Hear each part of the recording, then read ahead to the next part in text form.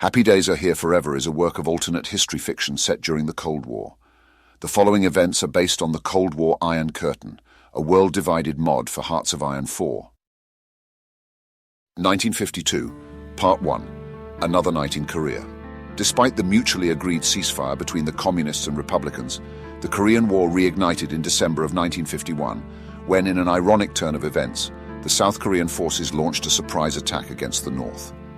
In a coordinated effort with the KMT in Taiwan and Burma, the remaining pro-nationalist forces of the Ma clique launched a large-scale revolt against the Chinese Communists, while the Yunnan Anti-Communist National Salvation Army under Li Mi launched an incursion into Yunnan, China.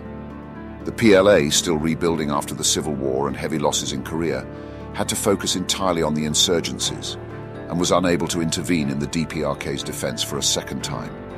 Korea-Taiwan coalition forces steadily advanced north towards the Yalu once again, as North Korean forces desperately tried to hold them off long enough to get aid once more. But it never came.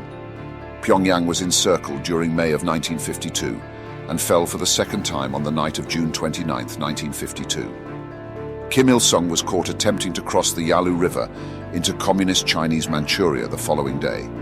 But the heavy presence of Republic of Korea forces made it impossible. He made a final, desperate attempt to cross the river on a makeshift raft, but was shot in the spine by an ROK sniper camped on a nearby hill.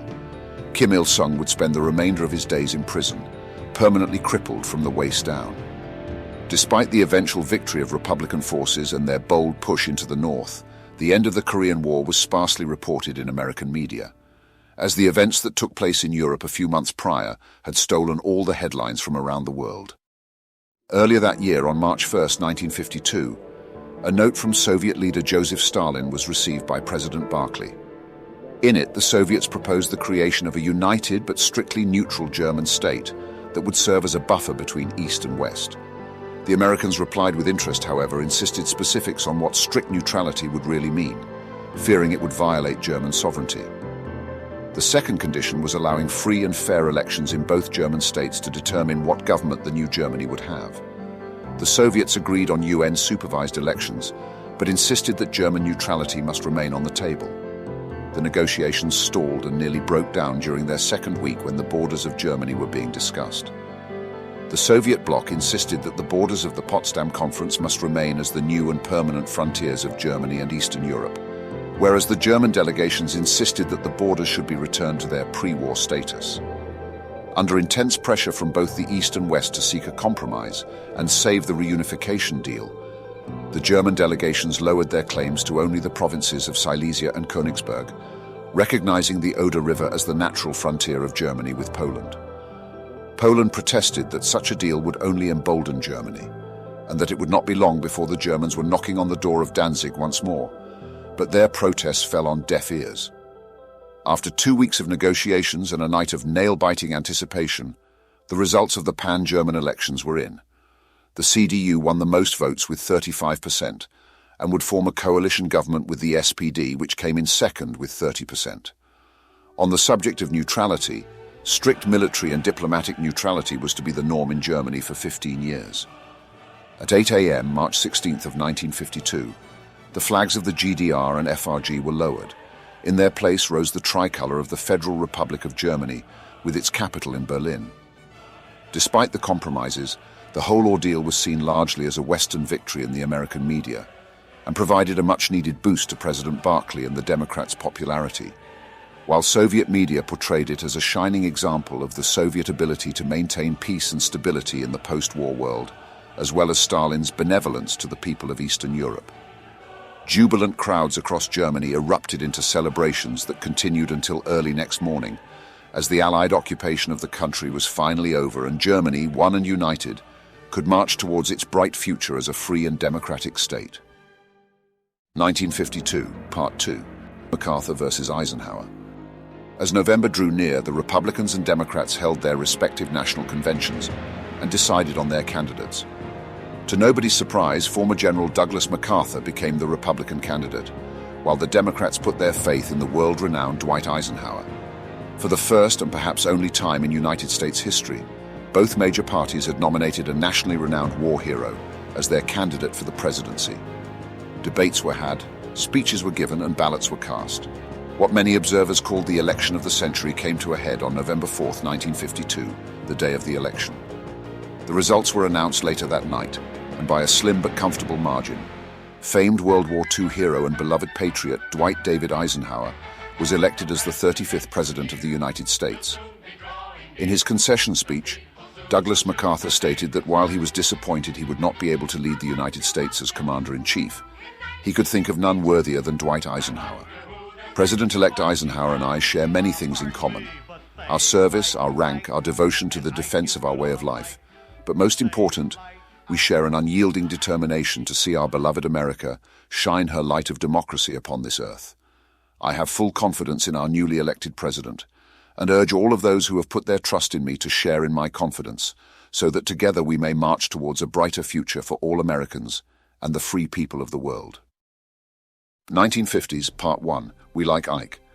With the election over, focus shifted back to the growing tensions across the globe. While Germany and Korea had been united under non-communist regimes, Mao solidified his control in mainland China. The Ma revolt and Yunnan incursions had both failed to overthrow him, or at least cause enough damage for the KMT to regroup and reinitiate combat operations on the mainland.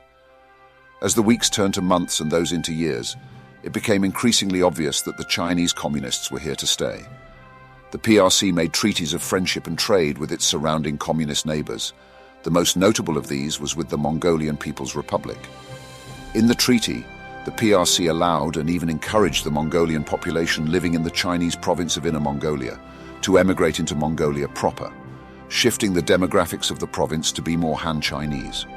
Back in the US, President Eisenhower had become well adjusted to his role as president.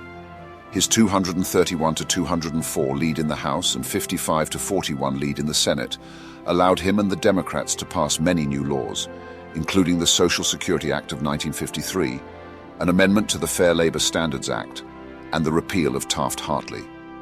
His toughest political fight came in December of 1953, when he held talks with prominent Southern Democrats, or Dixiecrats, over issues of party unity, desegregation, and the federal government's enforcement of court orders pertaining to segregation and civil rights. The talks were mostly successful thanks to Eisenhower's high popularity in the South and his long history of military service, despite the stubbornness of a few hardliners. After the meetings, President Eisenhower joked, "I haven't been this exhausted since Normandy." By the mid-50s, the decolonization debate had started making waves in Europe, Africa, and the American press. Eisenhower, though not nominally opposed to European and therefore pro-Western rule over Africa and Southeast Asia, recognized that the continued policies of Europe's empires were not only unpopular, but were also inadvertently sowing the seeds of communist revolution across the continents as more and more independence advocates were lulled by the promises of Soviet aid. This, coupled with Eisenhower's position as leader of the Liberal Party, rather than the conservative one, meant that he would have a hard time convincing fellow Democrats to support a continued policy of European dominance in Africa and Asia. Despite protests from French and British government officials, the United States pushed for the decolonization of the continents and invested in the development of infrastructure, educational centers, and private enterprises in several of the colonies. Political analysts noted that it was a remarkable shift in United States policy and that it was reminiscent of the old Wilsonian diplomacy of the 1910s. Some in the Democratic Party worried that Eisenhower's decision to back the independence of new African nations would spell the end of his presidency. However, an opportunity came in July of 1955 to regain the confidence of his party, as well as his standing in the polls. Like the conferences held over Germany 3 years earlier, the new Soviet Premier Nikita Khrushchev proposed the creation of a united but neutral Austria. This time, the Soviets insisted that Austrian neutrality must be absolute and permanent, and that there would be no room for compromise on the matter. The West, more than satisfied with its gains in the German negotiations, accepted the Soviet proposition, and thus the Republic of Austria was born on July 26, 1955. The next year, on May 17th of 1956, shocking news came from Tokyo. Japan and the Union of Soviet Socialist Republics had signed an official peace treaty after extended negotiations. What made the news so surprising was not the peace treaty itself, rather the conditions of the peace treaty that were nearly entirely lopsided in Japan's favor. As per their arrangement, the USSR agreed to hand over not just the southern Kuril Islands to Japan, but also the entire island of Sakhalin. Needless to say, the event was immensely popular in Japan, but even there, political analysts and senior government officials were dumbfounded as to why the USSR would concede so much in exchange for little to nothing in return. Soviet leader Nikita Khrushchev was entirely silent on the matter and would rebuff or outright ignore any questions relating to the peace treaty. Sakhalin was later renamed to Karafuto and integrated as a full prefecture of Japan. Perplexed but ultimately content with the results, the American government sent an official letter of congratulations to Prime Minister Ichiro Hatoyama on his masterful skills at the art of diplomacy.